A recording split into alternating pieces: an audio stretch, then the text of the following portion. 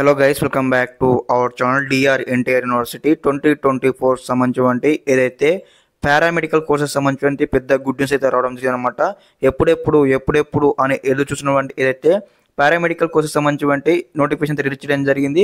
Complete వివరాలు అయితే explain చేశాను ఈ వీడియోలో. ప్రతి ఒక్కరైతే ముందుగా వీడియోకి అయితే లైక్ చేయండి, అదేవిధంగా ఛానల్ ఇంకా సబ్స్క్రైబ్ చేసుకుని మీకు ఈ విధంగానే step by step complete guidance అయితే వస్తూ ఉంటారన్నమాట సీటు వచ్చి కాలేజీకి వెళ్ళేంత వరకు.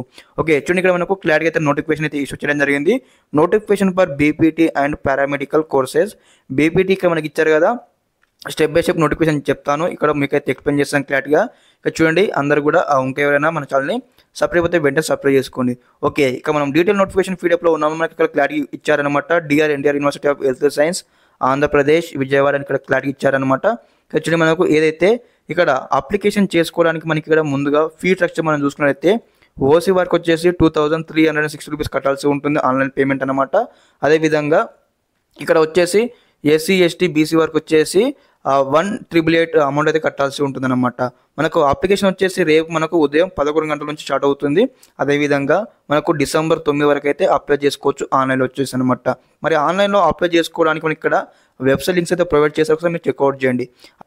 ఓకే, నెక్స్ట్ అదేవిధంగా మరి ఎన్ని కోర్స్ ఆఫర్ చేస్తూ ఉన్నారు ఈ యొక్క పారామెడికల్ కోర్సెస్ అన్నారని కూడా చూద్దాం. ఇక్కడ చూడండి, మనకు ఒక క్లారిటీగా దాదాపుగా 15 కోర్సెస్ సంబంధించి ఇక్కడ మనకు లీస్ట్ అయితే ప్రజెంట్ ఉందన్నమాట.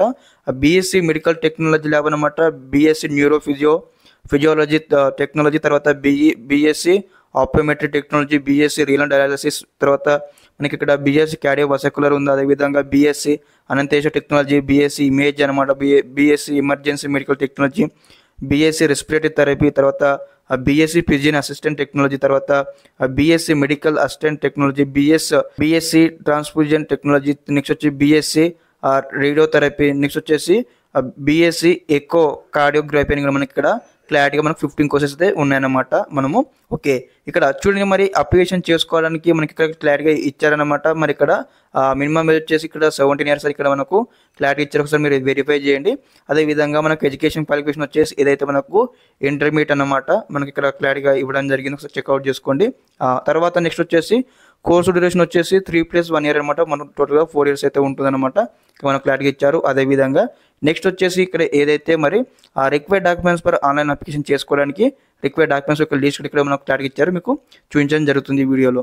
ఓకే, ఇక్కడ చూడండి గైస్, ఇక్కడ మనకు ఏదైతే చూద్దాం. ఇప్పుడు వచ్చేసి మన లిస్ట్ అనమాట.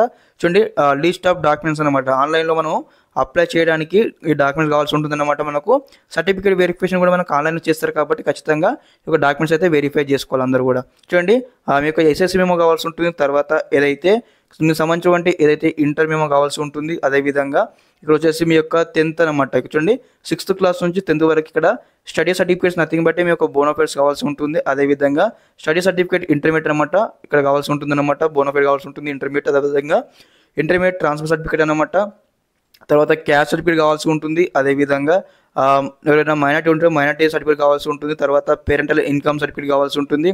అదేవిధంగా నెక్స్ట్ వచ్చేసి పర్సన్ విత్ డిజేబిలిటీ ఉన్నవారైతే మీకు సర్టిఫికేట్ కావాల్సి ఉంటుంది. అదేవిధంగా రెసిడెన్స్ సర్టిఫికేట్ కావాల్సి ఉంటుంది, తర్వాత పేరెంట్ ఎంప్లాయీ సర్టిఫికేట్ కావాల్సి ఉంటుంది. ఇఫ్ నాన్ లోకల్ స్టూడెంట్ కావచ్చు, for local also parent employees ఉంటే మీరు ఇక్కడ ఎంప్లాయీ సర్టిఫికేట్ కావాల్సి ఉంటుంది.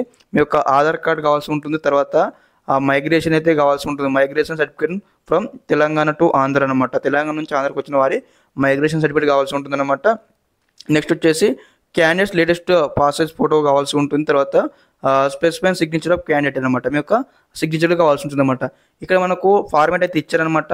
అన్నీ కూడా మనకు పైన డాక్యుమెంట్ అన్ని కూడా 500 KB ఉన్నట్టుంది అనమాట, పీడిఎఫ్ ఫార్మాట్లో ఉండాలి. అదేవిధంగా జేపీజీ ఫార్మాట్లో 100 KB మనకి ఇక్కడ సిగ్నేచర్ కానీ ఫోటో కానీ ఉండాల్సి ఉంటుంది అనమాట. ఇదనమాట ఇన్ఫర్మేషన్ ఈ వీడియోలో.